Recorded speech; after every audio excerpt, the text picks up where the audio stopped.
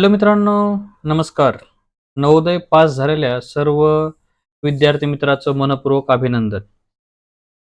मित्रांनो, आता पास झालेल्या विद्यार्थ्यांना महत्त्वाचं आहे, की आता कोणकोणती कागदपत्र तुमच्याकडे असणं आवश्यक आहे. आणि ती कागदपत्र आज आपण बघणार आहोत, की कोणकोणती कागदपत्रे तुम्ही तयार केली पाहिजेत आणि ती कशी तयार करता येतील याची सर्व माहिती तुम्हाला आजच्या व्हिडिओमध्ये मिळणार आहे.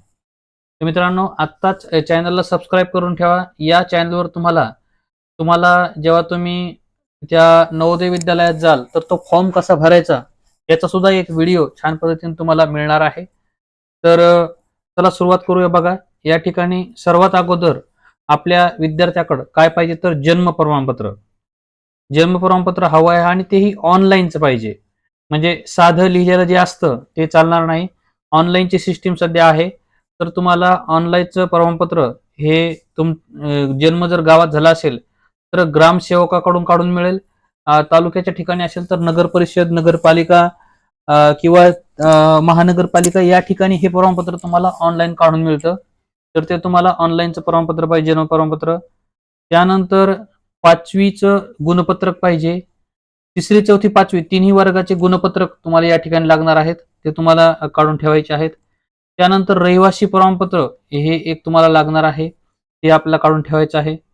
शाळा सोडल्याचं प्रमाणपत्र शाळा तुम्हाला देईल 1 मे. आता ही शाळा संपल्यानंतर 1 मे किंवा 2 मेला तर ते शाळा सोडल्याचं प्रमाणपत्र एक तुम्हाला काढून ठेवायचं आहे. त्यानंतर जातीचा दाखला हे महत्वाचं एक प्रमाणपत्र आहे आणि हे प्रमाणपत्र केंद्राचं पाहिजे.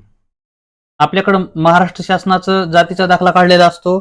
त्यावरून आपल्याला केंद्र शासनाचा सुद्धा जातीचा दाखला काढून मिळतो आणि तो तुम्हाला जातीचा दाखला काढून ठेवायचा आहे. तहसीलला गेलं तर तुम्हाला याविषयी माहिती मिळेल. जातीचा दाखला हा राज्याचा चालत नाही. राज्य शासनाचा जो असते कास्ट सर्टिफिकेट ते चालत नाही. आपल्याला केंद्र शासनाचं कास्ट सर्टिफिकेट काढावं लागतं, ते काढून घ्या. त्यानंतर जर तुमची निवड दिव्यांग मधून झाली असेल तर दिव्यांग प्रमाणपत्र पाहिजे. त्यानंतर तुमचं आधार कार्ड त्या ठिकाणी पाहिजे. आधार कार्ड नावामध्ये काय बदल वगैरे आहे का ते बघून घ्या. तेही दुरुस्त करून घेता येतं. तर ते बघा, आधार कार्ड पाहिजे. त्यानंतर विद्यार्थ्याचे फोटो पाहिजेत आणि त्यानंतर वैद्यकीय प्रमाणपत्र. पण हे वैद्यकीय प्रमाणपत्र आपल्याला आधीच काढायचं नसतं. जेव्हा तुम्ही त्या कुठं जाल, नवोदय विद्यालयात जाल, तेव्हा ते तुम्हाला सांगतील आणि त्यानंतर तुम्ही जिल्ह्याच्या ठिकाणावरून तालुक्याचं किंवा साध्या डॉक्टरचं कोणतंच या ठिकाणी प्रमाणपत्र चालत नाही. तुम्हाला जिल्ह्याचं जे जिल्ह्याचा जो दवाखाना असतो, सरकारी दवाखाना, त्या ठिकाणी तुम्हाला याचं प्रमाणपत्र काढून मिळतं. तर अशा पद्धतीने या सर्व गोष्टी तुम्हाला घ्यायच्या आहेत. महत्त्वाचं सांगतो, तुम्हाला नवोदयला निवड झाल्यानंतर सर्व कागदपत्र कसे करायचे, काय करायचे ही सगळी माहिती तुम्हाला नवोदय विद्यालयामध्ये मिळते. तुम्ही विद्यालयाला भेट देऊ शकता. ते तुम्हाला सगळी माहिती देतात. एकदा तुमची निवड झाली, तर तुमचं शक्यतो कॅन्सल होत नाही. तुम्हाला जी काही माहिती पाहिजे तुम्ही तिथं जा, ती त्यांच्याकडून घ्या. ती तुम्हाला माहिती देतात. त्याच्यामुळं हे माझ्याकडे प्रमाणपत्र नाही किंवा दुसरं एखादं प्रमाणपत्र तुमच्याकडे काढलेलं नाही, तर काही काळजी करायची गरज नाहीये तुम्हाला.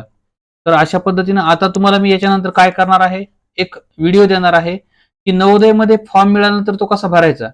या ठिकाणी तुम्ही क्लिक करून तो व्हिडिओ सुद्धा बघू शकता. नवोदयचा फॉर्म म्हणजे तुम्ही आता नवोदय विद्यालयात जाल, तिथं तुम्हाला एक फॉर्म मिळेल.